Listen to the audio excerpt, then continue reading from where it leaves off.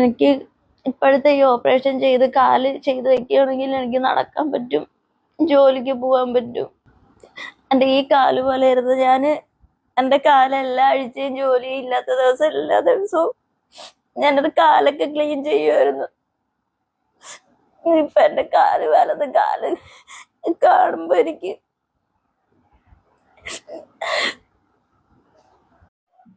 Hi friends, എല്ലാവർക്കും നമ്മുടെ ചാനലിന്റെ പുതിയൊരു വീഡിയോയിലേക്ക് സ്വാഗതം. ഞാൻ ധന്യ. ഇന്ന് എനിക്ക് നിങ്ങളുമായി ഷെയർ ചെയ്യാനുള്ളത്, ഞാനൊരു വീഡിയോ കണ്ടതിന്റെ അടിസ്ഥാനത്തിലാണ് ഈ വീഡിയോ ചെയ്യുന്നത് കേട്ടോ. ഒരുപാട് വീഡിയോസ് ഒക്കെ ഞാൻ ചെയ്തിട്ടുണ്ടായിരുന്നു. ഓരോ വിവാഹം ഉറപ്പിച്ചിട്ട് മറ്റു മതസ്ഥന്റെ കൂടെ പിന്നെ ഇറങ്ങി പോകുന്നതും, അതുപോലെ തന്നെ ഒരുപാട് അങ്ങനെയുള്ള വീഡിയോസ് ഞാൻ ഒരുപാട് ചെയ്തിട്ടുണ്ട്. അതിനെ ഒരുപാട് എതിർത്ത ഒരു വ്യക്തിയും കൂടിയാണ് ഞാൻ. പക്ഷെ ഈ വീഡിയോ കണ്ടപ്പോൾ എന്തോ എനിക്ക് അവരെ സപ്പോർട്ട് ചെയ്യാനാണ് തോന്നിയത്. എന്തായാലും അവർ ചെയ്ത തെറ്റിന് അവർക്ക് അത് ദൈവവും അവരും തമ്മിലായി. പക്ഷെ നമ്മൾ ഒരിക്കലും ഇനി അവരെ ശപിക്കാനോ അവരെ പഴിചാരാനോ നിൽക്കരുത്. കാരണം എനിക്ക് വല്ലാത്തൊരു വേദന തോന്നി. എൻ്റെ ശരീരത്തിൽ ഏറ്റവും കൂടുതൽ എനിക്ക് ഇഷ്ടമല്ലാത്തൊരു അവയവമാണ് എൻ്റെ കാലെന്ന് പറഞ്ഞിട്ടാണ് ആ വീഡിയോന്റെ തുടക്കം. എന്റെ ശരീരത്തിൽ ഒട്ടും ഇഷ്ടമല്ലാത്തൊരു അവയവം എന്റെ ഈ കാല്. എനിക്ക് തന്നെ എന്റെ കാലിനോട് ദേഷ്യം തോന്നും, മുറിച്ച് കളഞ്ഞാൽ മതി എന്ന് തോന്നും. വേറെ രീതിയിലാണ് സംസാരിക്കുന്നത്. അങ്ങനെ ഒരു ദിവസം വന്നാൽ മതി, 10,000 രൂപ തരാം, തിരിച്ചു തരണ്ട. എന്റെ കാല് ആക്സിഡന്റ് ആയപ്പോ എന്റെ വീട്ടിലെല്ലാവർക്കും ഫോട്ടോയൊക്കെ അയച്ചു കൊടുത്തിട്ട് പോലീസുകാരൊക്കെ വരണം എന്ന് പറഞ്ഞു. അപ്പൊ അവര് പറഞ്ഞു അവരെ ശല്യം ചെയ്യരുത്, അവർക്ക് താല്പര്യമില്ല, മേത്തന്റെ കൂടെ സൂഹിക്കാൻ പോയതല്ലേ. പറയുമ്പോ തന്നെ എനിക്ക് തൊണ്ട ഇടറാണ്. ഞാൻ പറഞ്ഞു വരുന്നത് ശില്പ എന്ന് പറയുന്ന ഒരു കുട്ടിനെ കുറിച്ചിട്ടാണ്. ശില്പ ഈ ഇടയ്ക്ക് ശില്പയ്ക്ക് ഒരു ആക്സിഡന്റ് പറ്റി. KSRTC ബസ് കാലിലൂടെ പോയതാണ് ഏറ്റവും വലിയൊരു പ്രശ്നമായിട്ട് വന്നിരിക്കുന്നത്. ആ കാല് വല്ലാത്തൊരു അവസ്ഥയിലാണ് ഇപ്പോൾ ഉള്ളത്. അത് ഞാനിവിടെ ആ ഒരു അവസ്ഥ ഞാനിപ്പോൾ അവിടെ വെക്കുന്നുണ്ട്, ഇവിടെ കാണിക്കുന്നുണ്ട് ആ കുട്ടീൻ്റെ ഇപ്പോഴത്തെ അവസ്ഥ. പക്ഷെ ആ കുട്ടി മാരേജ് ചെയ്തിരിക്കുന്നത് ഹൻസിബ് എന്ന് പറയുന്ന ഒരു ആളാണ്. പക്ഷെ രണ്ടുപേരുടെയും കുടുംബത്തിലെ ഭയങ്കര എതിർപ്പാണ് ഇപ്പോഴും നടന്നുകൊണ്ടിരിക്കുന്നത്. പക്ഷെ ആ കുട്ടിന്റെ ഭർത്താവ്, ശില്പയുടെ ഭർത്താവ് നല്ല രീതിയിലാണ് നോക്കുന്നത്, കുഞ്ഞു പോലെയാണ് നോക്കുന്നത്. പക്ഷെ പിന്നെ അവരുടെ ആ ഒരു ലൈഫിലേക്ക് ശരിക്കും പറഞ്ഞാൽ വല്ലാത്തൊരു വില്ലനായി കടന്നു വന്നത് KSRTC ബസ്. ആ കുട്ടീന്റെ കാലിൽ കൂടെ അരഞ്ഞു കയറി വരച്ച, അങ്ങനെ ആ ടയർ കയറി ആ കുട്ടീന്റെ കാല് വല്ലാത്തൊരു അവസ്ഥയായിരിക്കണം. അപ്പൊ അതിനുള്ള കാര്യങ്ങൾക്കായിട്ട് ഒരുപാട് കാര്യങ്ങൾ ചെയ്യാനുണ്ട്. അതിനൊക്കെ ഒരുപാട് പൈസയും അവർക്ക് ആവശ്യമാണ്. അപ്പോൾ സാമ്പത്തികപരമായിട്ട് സഹായിക്കാൻ പറ്റുന്നവരാണെങ്കിൽ, ഈ വീഡിയോ കാണുന്നവരുണ്ടെങ്കിൽ ഒന്ന് സഹായിക്കുക എന്നതാണ് എനിക്ക് ഈ ഒരു അവസരത്തിൽ പറയാനുള്ളത്.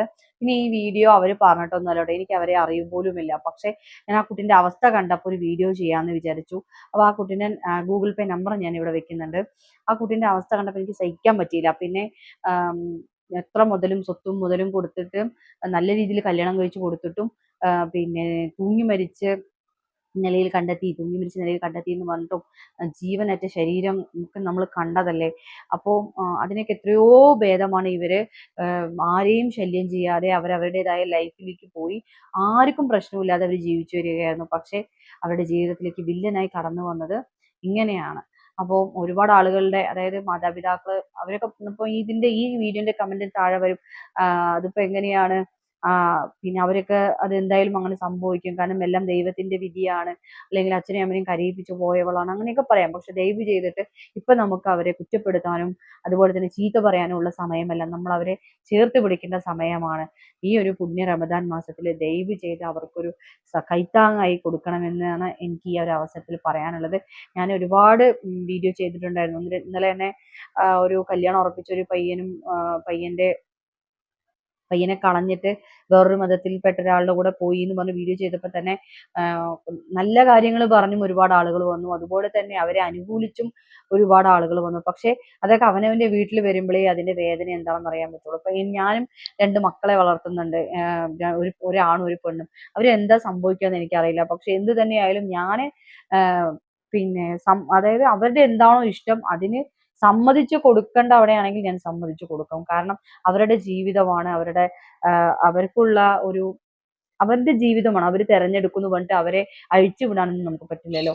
അപ്പം നമ്മളുടെ കൂട്ടുകാരെ പോലെ നമ്മുടെ മക്കളെ എപ്പോഴും നമ്മുടെ ചിറകിനടിയിൽ വെച്ചിട്ട് ഇല്ലായ്മയും വല്ലായ്മയും ഒക്കെ നമ്മൾ നമ്മുടെ മക്കളെ പറഞ്ഞ് മനസ്സിലാക്കി കൊടുക്കണം. അതുപോലെ തന്നെ നമ്മളും നമ്മുടെ മക്കളെ എത്രത്തോളം സ്നേഹിക്കുന്നുണ്ടോ ആ ഒരു സ്നേഹത്തിന്റെ പതി നമുക്കൊരു തിരിച്ചു തരും. പക്ഷെ നമ്മളുടെ അച്ഛനും അമ്മമാരുടെയും എവിടെയൊക്കെ ഒരു ചെറിയ ഫാൾട്ട് കൊണ്ടാണ് ഈ മക്കള് വേറൊരു രീതിയിൽ വേറൊരു ഇഷ്ടത്തെ തേടി പോകുന്നത്. അതുകൊണ്ട് എത്രയും എത്രയും പെട്ടെന്നില്ല നമ്മുടെ മക്കൾ നമ്മുടെ കൂടെ നല്ല രീതിയിൽ പോകണമെങ്കിൽ നമ്മൾ അവരോട് ഓപ്പണായി സംസാരിച്ചേ പറ്റുള്ളൂ. ഇല്ലെങ്കിൽ ഇങ്ങനെയൊക്കെ നമ്മൾ കാണേണ്ട വരും. പക്ഷേ ഈ ഒരു ശില്പ എന്ന ഈ ഒരു കുട്ടിനെയും അതുപോലെ തന്നെ അവളുടെ ഭർത്താവിനെയും നിങ്ങൾ കൈവിടരുത്. കാരണം ആ കുട്ടിക്കും ശില്പയുടെ ഭർത്താവിനും കിഡ്നിയിൽ എന്തോ ചെറിയ കംപ്ലൈന്റ് ഉണ്ടെന്നാണ് അറിയാൻ സാധിച്ചത്. കിഡ്നിയിൽ വെള്ളം നിറയെ അങ്ങനെ എന്തോ ആണ് പറഞ്ഞത്. അപ്പോൾ അതിന്റെ ചെറിയൊരു വീഡിയോ ക്ലിപ്പ് ഞാൻ ഇവിടെ വെക്കുന്നുണ്ട്. ആദ്യം നമുക്ക് ആ വീഡിയോ ക്ലിപ്പ് കേൾക്കാം. എൻ്റെ ഒരു കൺസീവ് എന്നാണ്. എൻ്റെ സ്ഥലം ഇടുമങ്ങാടാണ്. ഞങ്ങളെ ഇന്റർകാസ്റ്റ് മാരേജാണ്. പുള്ളി മുസ്ലിമും ഞാൻ ഹിന്ദുവും. ജാതി രണ്ടും വ്യത്യാസമായതുകൊണ്ട് ഞങ്ങൾ രണ്ടുപേരുടെയും വീട്ടുകാർ കയറ്റത്തില്ല. ഞങ്ങളുടെ കല്യാണം കഴിഞ്ഞിട്ട് ഇപ്പോൾ 5 വർഷമായി. 2 വർഷം മുമ്പ് എനിക്ക് കടയ്ക്കൽ സ്റ്റാൻഡിനകത്ത് വെച്ച് എൻ്റെ കാലിൽ കൂടെ KSRTC ബസ് കയറിയിട്ട് വലത് കാൽപ്പത്തി പൂർണ്ണമായിട്ട് അരഞ്ഞു പോയി. അതിനുശേഷം 3-4 മാസം മെഡിക്കൽ കോളേജിൽ അഡ്മിറ്റ് ആയിരുന്നു. അവിടെ വെച്ചിട്ട് പ്ലാസ്റ്റിക് സർജറിയും 5-6 ഓപ്പറേഷൻ കഴിഞ്ഞു. പിന്നെ മെഡിക്കൽ കോളേജുകാർ എൻ്റെ കാല് വെച്ചിട്ട് മാക്സിമം പഠിച്ച് കാല് വളഞ്ഞു പോയി. പിന്നെ അതിനുശേഷം വീണ്ടും ഒരുപാട് ഓപ്പറേഷനൊക്കെ കഴിഞ്ഞു. കാല് ഇൻഫെക്ഷനായി, ഒരു വിരൽ മടങ്ങിപ്പോയി, നടക്കാൻ പറ്റാതായി. ഇപ്പോൾ ഓപ്പറേഷനൊക്കെ കഴിഞ്ഞ് ഒരുവിധം നടന്നു തുടങ്ങി. ഇപ്പൊ ഞാൻ അധികം ആ വീഡിയോ ക്ലിപ്പ് ഞാൻ ഇവിടെ വെക്കുന്നില്ല. അപ്പോൾ എന്താണെന്ന് അറിയാൻ വേണ്ടിയിട്ടാണ് ഈ വീഡിയോ ഞാൻ നിങ്ങളുടെ മുന്നിലേക്ക് എത്തിച്ചത്. അവരുടെ അത്രയും ദയനീയമായ ഒരു അവസ്ഥയാണ്. പ്ലീസ് എല്ലാവരും ഷെയർ ചെയ്യുക, മാക്സിമം അവരെ സപ്പോർട്ട് ചെയ്യുക. അതേപോലെ തന്നെ അവർക്ക് നല്ലൊരു ജീവിതം അവർ ജീവിക്കട്ടെ. നമ്മൾ ഇനി പ്രാഗിയിട്ടും നമ്മൾ ശപിച്ചിട്ടും എന്തിനാണ്? അവർ ജീവിക്കട്ടെ. അവർ ജീവിക്കേണ്ട ആളുകളല്ലേ. ഇത്രയും വയ്യാഞ്ഞിട്ടും അവൻ അവളെ വിട്ടിട്ട് പോയില്ലല്ലോ. അതാണ് നമ്മൾ നോക്കേണ്ടത്. പകുതിക്ക് വെച്ച് അവളെ വിട്ടിട്ട് ആള് പോയിട്ടുണ്ടെങ്കിൽ അവളുടെ അവസ്ഥ എന്തായിരിക്കും? എല്ലാ കാര്യങ്ങളും ഇപ്പോൾ ആ ഭർത്താവ് ചെയ്തു കൊടുക്കണ്ടേ. അപ്പോൾ ദയവ് ചെയ്തിട്ട്, ഒരു നിവൃത്തി ഇല്ലാത്തതുകൊണ്ടാണ് ആ പാവങ്ങൾ ഈ വീഡിയോയിൽ വന്നിട്ടുണ്ടാവുക. അപ്പോൾ എല്ലാവരും ഒന്ന് സഹായിക്കണമെന്ന് ഞാൻ വിനീതമായി അപേക്ഷിക്കുകയാണ്.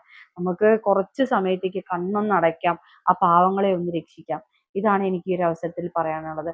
ഇന്നത്തെ വീഡിയോ ഞാനിവിടെ വൈൻഡപ്പ് ചെയ്യുന്നു. നന്ദി, നമസ്കാരം.